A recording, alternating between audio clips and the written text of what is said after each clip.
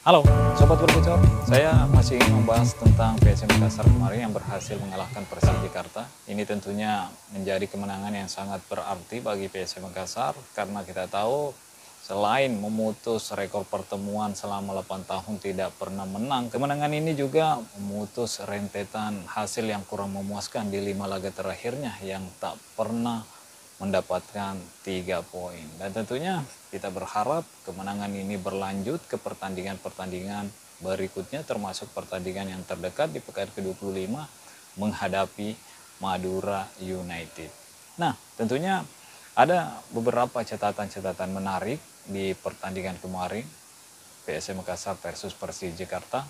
Namun sebelum saya lanjut membahas tentang catatan-catatan menarik ini, saya ingin memberikan selamat kepada tim U18 PSM Makassar yang berhasil keluar sebagai juara Elite Pro Academy. Ini menandakan bahwa Akademi PSM Makassar ya bekerja cukup baik, mampu menghasilkan talenta-talenta muda yang tentunya akan menjadi cikal bakal pemain utama PSM Makassar.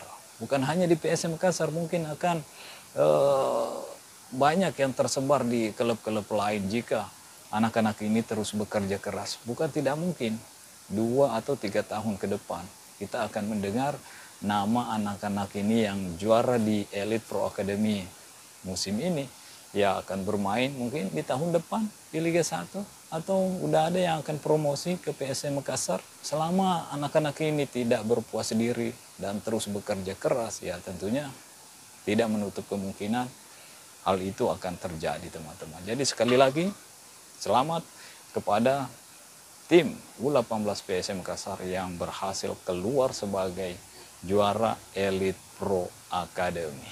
Nah, apa saja catatan-catatan menarik di pertandingan PSM Makassar versus Persija Jakarta kemarin teman-teman. Yang pertama tentunya kartu kuning yang diraih oleh Coach Bernardo Tepares. Coach Bernardo Tepares nampaknya cukup kesal karena diberikan kartu kuning oleh wasit. Meskipun timnya memenangkan pertandingan tapi dia merasa kesal dengan kartu kuning yang diberikan oleh wasit kepadanya teman-teman. Karena dia menganggap dia tidak agresif dalam hal bertanya kepada wasit. Dia hanya bertanya ini pertandingan kapan selesai. Ini udah lewat dari 8 menit tambahan waktu.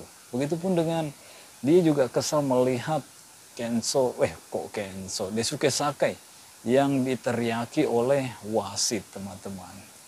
Coach Bernardo Tepares menganggap wasit tidak menghormati pemain PSM Makassar yang bertanya kepadanya. Jadi itu catatan-catatan menarik di pertandingan kemarin. Yang pertama teman-teman. Terus yang kedua yang menjadi catatan-catatan saya teman-teman, yaitu akurasi syuting PSM Makassar. Karena dari 10 percobaan hanya 2 yang mengarah ke gawang Persija Jakarta. Artinya ada hal yang harus ditingkatkan di lini depan PSM Makassar yang tentunya yaitu akurasi syuting teman-teman. Karena dari 10 percobaan ini hanya 2 yang mengarah ke gawang dan untungnya ada 1 yang berhasil menjadi gol, yaitu gol yang diciptakan oleh Nerving Haljaita melalui assist cantik yang dilakukan oleh Victor Luis. Terus catatan yang lainnya menurut saya yaitu akurasi passing. Anak-anak asuh Coach Bernardo Tepares semakin meningkat di putaran kedua ini teman-teman. Karena dari penilaian saya kalau tidak salah dari 5 pertandingan terakhir rata-rata akurasi passing dari pemain-pemain PSM Makassar dalam satu pertandingan itu mencapai 70% teman-teman. Ini menandakan ada peningkatan dari hal kualitas passing dari anak-anak asuh Coach Bernardo Tepares. Mudah-mudahan terus meningkat karena untuk mencapai passing yang bagus tentunya ya setidaknya 80% ke atas lah teman-teman.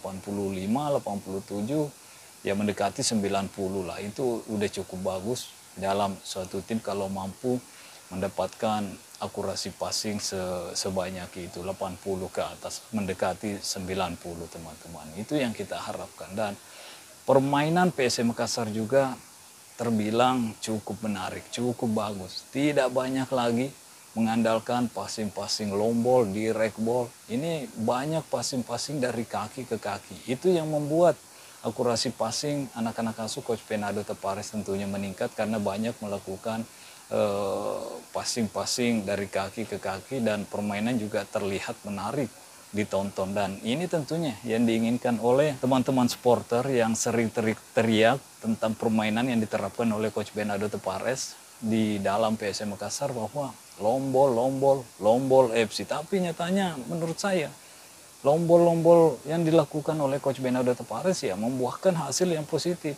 Kita lihat PSM Makassar sejauh ini masih bersaing ya di urutan ke-7. Bahkan bisa saja PSM Makassar andaikan lini depannya tidak sedikit memiliki masalah di putaran pertama, mungkin masih akan bersaing di papan atas klasmen saat ini teman-teman. Tapi ya inilah yang harus dihadapi oleh Coach Bernardo Tapares bahwa lini depannya memang masih menjadi PR sejauh ini meskipun kedatangan 2 pemain baru yaitu Balotelli begitupun dengan Matheus Silva.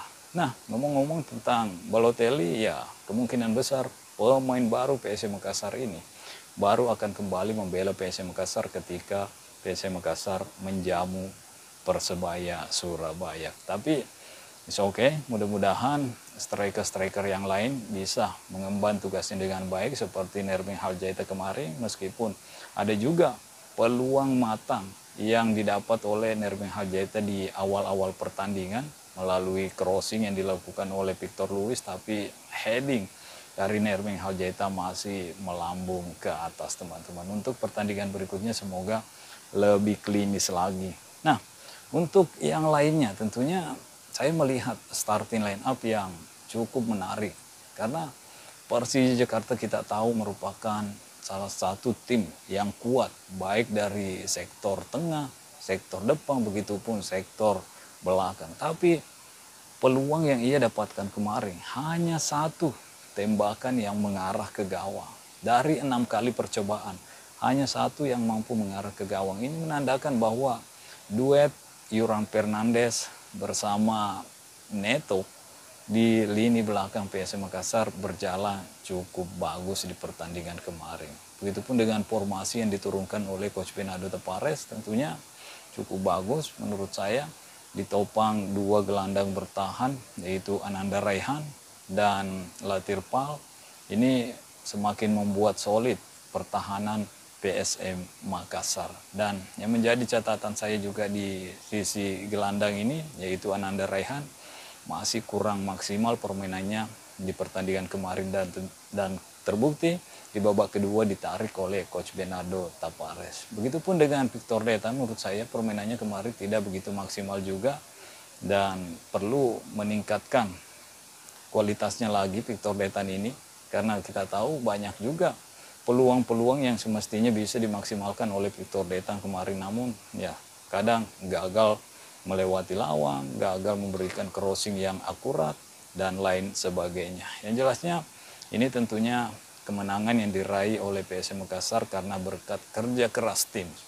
Meskipun ada 1-2 tim, 1-2 pemain maksud saya yang tidak begitu perform, tapi ya tetap aja ini adalah kemenangan tim teman-teman. Dan tentunya kita berharap yang terbaik kembali untuk PSM Makassar di pertandingan-pertandingan berikutnya, khususnya ketika menghadapi Madura United. Untuk melawan Persebaya Surabaya, ya nanti kita bahas apakah PSM Makassar udah akan menjamu Persebaya Surabaya di Stadion Gelora B.J. Habibie atau masih akan menjadi tim musafir dan meminjam kandang dari Bali United. Kita akan menantikan teman-teman. Oke, mungkin sampai di sini dulu. Stay healthy, no baper-baper.